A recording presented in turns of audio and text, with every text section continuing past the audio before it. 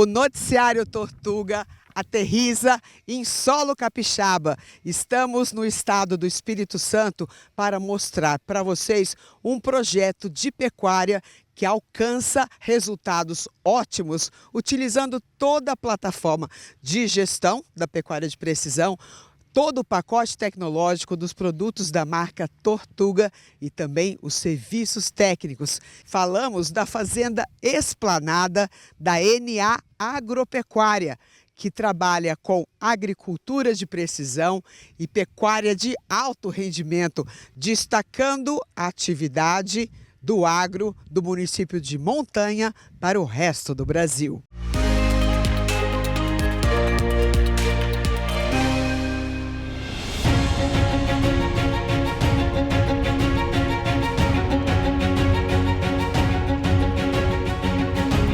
E você já vê as belas imagens das áreas de cultivo da Fazenda Esplanada, essa que é uma das unidades da NA Agropecuária. E eu estou ao lado do Vitor Alves, que é o gestor do projeto, gestor desse negócio, desse empreendimento de destaque do estado do Espírito Santo. Bem-vindo ao Noticiário Tortuga, Vitor. Eu que agradeço poder estar mais uma vez compartilhando esse tempo e um pouco da nossa história com você e com todo mundo aqui do Noticiário Tortuga.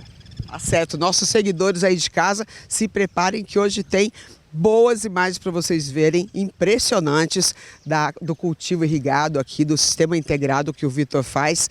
E a gente vai fazer 2 programas com ele, tá? Um é sobre a história mesmo do Nilson Alves, do pai dele, que começou todo esse empreendimento há quase meio século, e um outro programa que a gente vai transmitir na sequência desse, no dia seguinte, sobre todos os dados zootécnicos, todo o trabalho que eles têm mesmo, aliando aí agricultura, pecuária, terminação, com um pacote completo de produtos de tecnologias da DSM Firmenich, os produtos da marca Tortuga, da pecuária de precisão aqui para vocês, além da consultoria técnica, né? Amanhã a gente tem nossa equipe também conversando no programa. Vamos então falar um pouco da história? Eu já contei que começou há quase meio século, mas você tem os detalhes, né? Que toca do coração pra gente. Costumo brincar que a história da NA é uma mistura do Nilson Alves, e também isso também foi uma sucessão que ele deu, que foi o sentimento e amor pelo negócio. Uma confusão entre suor e lágrimas. Ora, o que precisou para crescer foi muito suor e ora para irrigar foi muitas lágrimas. Mas desde a época da década de final de 70, basicamente, ele pegou tudo que tinha de qualidade, que era operacional, dedicação, junto alinhado com a expertise dele, que era o comercial. Ele começou devagarzinho, por incrível que pareça, começou com farmácia, da farmácia começou a comprar e vender um cafezinho, e depois continuou reinvestindo tudo no quê? Em terra, na pecuária, fazendo não só uma fonte de sustento, que era o comércio, também uma fonte de amor. E ao longo dessa história, nasci em 87, minha mãe veio trabalhando sempre junto nessa parte financeira, e a gente veio crescendo, brigando, aprendendo, errando, se desculpando e se amando, até hoje trabalhando. E lá no começo, a gente conversando antes, né, para começar o programa, ele não é herdeiro, né? Não. Começou bem mesmo de baixo, não chegava a ter 2 dígitos de vaca. Não tinha como não. Tinha 3 e perdeu 30%, porque um morreu o primeiro que comprou. E até hoje ele fica com carinho por boi amarelo por conta dessa compra que deu errado. Mas foi o maior aprendizado, que ali ele viu que precisava tratar, não era só comprar e colocar no pasto, onde ele começou a ter o cuidado também, que boi não era só colocar no pasto que engordava, não, precisava de cuidado, precisava de olhar, porque no final das contas, o olho do dono que engorda o boi. E ele percebeu que a visão é o que levaria ele muito mais longe do que só engordar alguns bois. Bom, quase 50 anos, né, no agro, digamos assim, porque foi café, foi boi e agora tem toda essa agricultura, né, tecnológica. Quantos anos que você já vive isso junto com a sua família? Tem quase 15 anos que eu já estou com meu pai, a gente trabalha junto. Começou lá no finalzinho de 2010, onde eu tive a oportunidade de aprender muito com eles, e devagarzinho galgando responsabilidades, autoridades no negócio, hoje transformando-se no bem dividido as coisas, mas como todo processo sucessório, de vez em quando bota no liquidificadorzinho e dá uma misturadinha entre trabalho, família, sentimento, obrigação, mas a gente segue firme aí na jornada de fazer um agro cada vez mais sustentável e produtivo. Quando virou a chave de ser uma pecuária de uma forma mais rudimentar e convencional do Brasil todo para ser uma pecuária mais eficiente, mais produtiva, com uma fazenda com terras maximizadas? Com a minha formação, eu vi que a gente tinha uma oportunidade dentro do negócio. Terras planas, terra com oportunidade de intensificar, e meu pai tinha todo o tino comercial. Então por que não aumentar isso? Para isso a gente precisava adubar, que ele já vinha querendo fazer isso, já tinha feito isso, mas não colhia o capim da forma ideal. Foi aonde entrou lá atrás, né, a turma que trabalha com a gente até hoje, veio, trouxe oportunidades, mercados, tecnologias, de uma forma da gente otimizar toda a parte de pasto. E a gente foi do pasto, intensifica pasto, chegou no limite do pasto, aí falou, peraí, e agora, o que a gente tem? Poxa, vamos ser o primeiro confinamento de escala comercial do Espírito Santo? Vamos. Tinha outros confinamentos, mas era de donos de frigorífico, a vertente, o alinhamento era outra, o interesse. Então ali a gente foi aprendendo, com o confinamento veio a demanda agrícola, da demanda agrícola veio a oportunidade, e hoje já virou uma indústria a céu aberto, onde o nosso subproduto é produzir carne. O resto é consequência. O meio justifica os fins, né? Como está desenhado o projeto hoje, em termos de safras, de grãos e todo esse trabalho que vocês fazem também com alta tecnologia? Hoje a gente basicamente roda o confinamento o ano todo. Ele tem uma parada estratégica por volta de 45 dias para manutenção, onde a gente faz toda a manutenção prévia do confinamento para precisar parar o mínimo possível. Na pecuária, como toda pecuária ao longo do Brasil, ela é intensificada nas águas e usa o confinamento com seu maior volume na seca, tendo como estratégia colher as arrobas baratas que foi produzida no pasto. Na agricultura hoje, o foco basicamente é a produção de milho. O Espírito Santo hoje é onde se produz o milho mais caro do Brasil.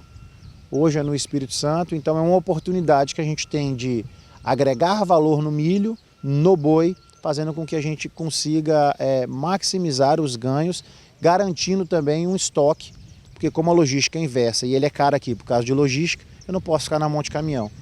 Então a gente coloca como custo de oportunidade, sendo o milho carro-chefe.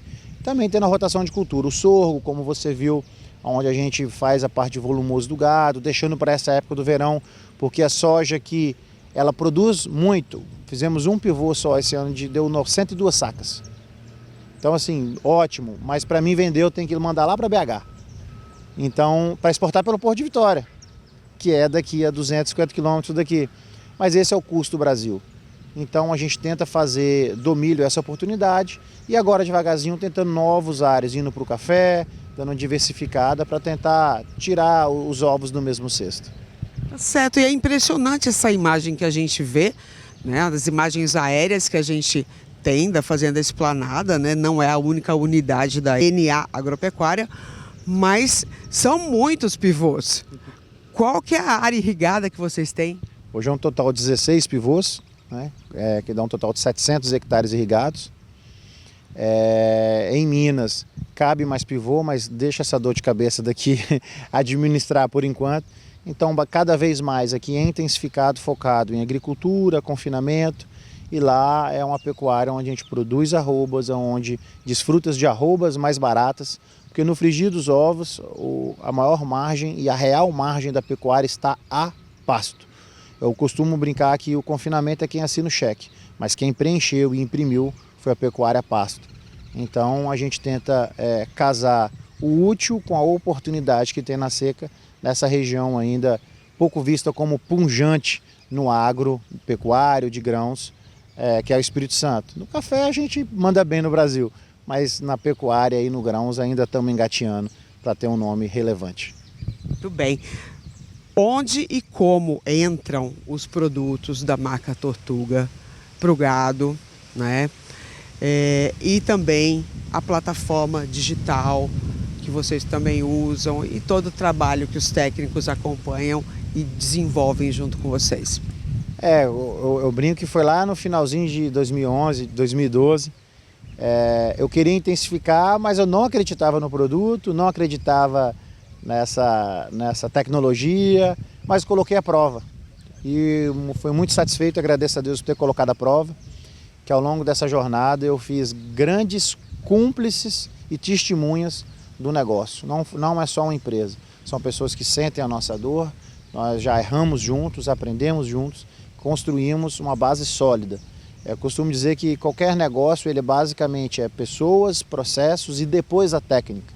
Então eles vieram, ajudaram a treinar nós como pessoas e líderes, depois treinar nossos colaboradores, entender que os processos devem ser fáceis para aquela turma, de acordo com o nível de entendimento, escolaridade, e depois também vir com a técnica certa, sendo a cereja do bolo, fazendo tudo. Então a Tortuga, a DSM Firmenich é um mix que a gente viveu de um passado, de um presente. Eu tenho certeza que nós continuaremos essa parceria num futuro de longo prazo. Dá um eixo sólido aí, né? E falando também de passado, de presente e de futuro, de toda a continuidade, a gente vê desenhos relacionados à pecuária lá na sua sala, das suas meninas, né? Seu pai, sua mãe te acompanhando ainda. Como fica você ali no centro de tudo isso, como gestor, o sucessor, mas que também vai ter que fazer a sucessão? A sucessão não é um processo fácil, né? A sucessão, eles estão colocando purpurina onde não tem. Sucessão é um mix entre vontade, desejos, onde todo mundo quer ir para o mesmo objetivo, quer crescer, se desenvolver e manter uma base familiar. Mas são gerações diferentes, com prioridades e comunicações diferentes. Então a gente trabalha juntos, sempre que eu posso minhas filhas vêm, elas ficam livres, fecho aqui, o quadro de meta ela pode escrever, ela pode riscar, ela pode desenhar. Se ela quiser dirigir trator, ela vai dirigir trator. Se ela quiser brincar, tomar banho de pivô, de lama, ela fica à vontade. Aqui é o local de prazer nela. Eu estou aqui hoje não foi porque eu vi meus pais trabalhando. Eu estou aqui hoje porque por muito tempo aqui foi meu lugar onde eu me diverti e criei memórias inesquecíveis. E conto que elas também terão memórias inesquecíveis. Não tenho obrigação de me suceder, mas eu tenho certeza que elas vão respeitar e amar aquilo que os pais e o avô fez ao longo da vida.